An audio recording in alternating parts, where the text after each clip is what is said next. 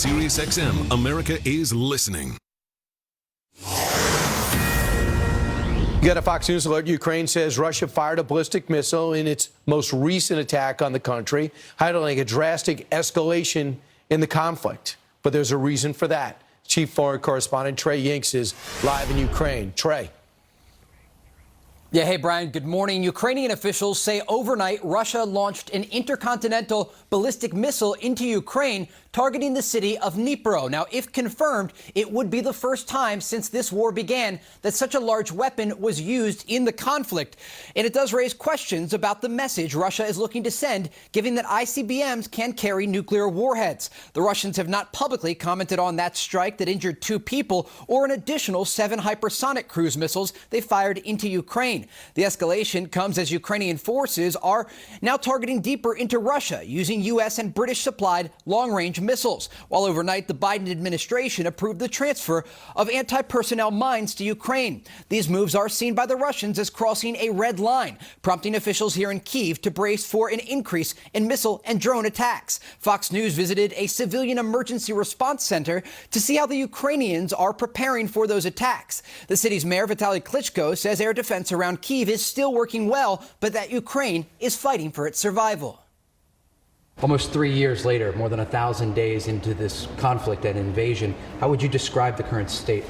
It's difficult to explain. I have a feeling it's one long day, and we fighting to survive, and we fighting for our future to be the part of the European family, to be the part of the democratic world. And it's difficult time because we do it everything to be strong. Because Russians pay attention just for strong position. Today was the first snowfall this winter in the Ukrainian capital, and it's a reminder that as Russia continues to target the country's power grid, there are serious consequences to those actions. Brian? Right. And now we understand the long-range missiles have been used from the UK as well as the attack comes from the U.S. That's causing some damage. That's correct, right, Trey? Yeah, absolutely. We know the Ukrainians are now launching these long-range missiles into southern Russia, and this was largely seen as a red line for the Russians. In Russian media, you had analysts speculating this could lead to a broader conflict, and I asked Ukrainian President Volodymyr Zelensky about this during our interview this week, and he said it's already a larger conflict. The North Koreans are now fighting on the ground, and the Iranians are supplying missiles. Brian? So a very positive statement from Senator Thune, essentially to Israel. We got your back. When we take over, we'll be in the majority.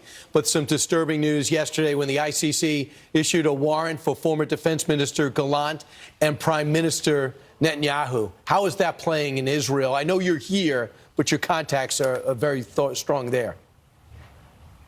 Yeah, I've been talking to people in Israel this morning, getting some reaction to this announcement by the International Criminal Court, the ICC, that they have issued arrest warrants for Israel's former defense minister, Yoav Gallant, and the country's current prime minister, Benjamin Netanyahu. They are alleging that these 2 individuals participated in war crimes. Interestingly, though, they also issued an arrest warrant for Mohammed Def, the former leader of Hamas's Al-Qassam brigades. What's important to note here, Mohammed Def is dead. Yeah. Brian? Yeah, almost all of them are dead. So we'll see where it goes from here. It just marginalizes its legitimacy, perhaps. Trey, thanks so much. Stay safe. Meanwhile, let's go over to Ainsley. Ainsley. All right. Thank you so much, Brian.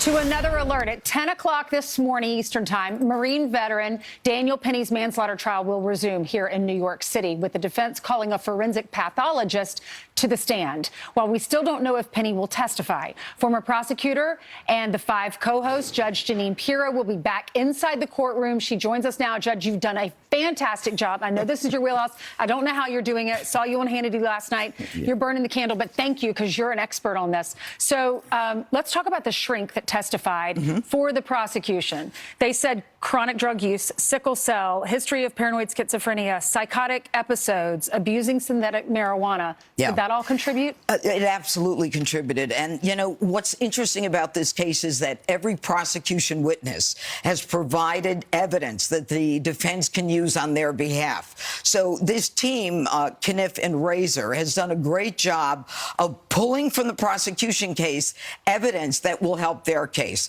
So this shrink comes out, the psychiatrist, comes out and he says, I have never seen a worse case of psychosis in my 16 years at Bellevue.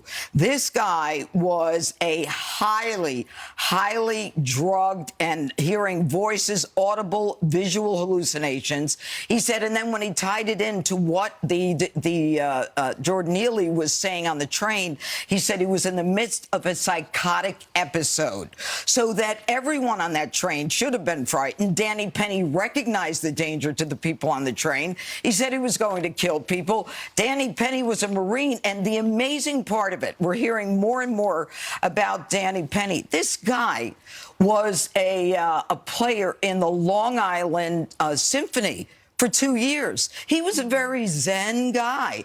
This is not a wild guy, and he got commendation awards when he was in the Marines for humanitarian efforts. I mean, we're seeing the Danny Penny that Alvin Bragg is trying to put in jail as an individual who was a caring, helpful individual. Meanwhile, they're wasting all these resources on this trial when we have career repeat criminals running around on the streets. The stabbing, that guy had a long, lengthy record. Yeah, he was a career criminal. Correct. He had just committed a crime last week. Look, this all started with cashless bail, and it sits at the hands of the Democrats, Ashley. The truth is, Ainsley, the truth is that when they said, when we arrest somebody, we're going to let them out, they basically said to New Yorkers and to Americans, you're at risk. We're not locking these people up anymore. You're on your own. And now we have people like Danny Penny who stands up, and the rest of the country is like saying, my God, this guy is a hero, when Alvin Bragg is interested only in the politics and the racial component of this. All right, we'll be watching you all day, Judge. Thank you for racing in here this morning. I know you're heading out to the courtroom. Yes. And we'll check you out on the 5 as well. Yep. More Fox and Friends coming up.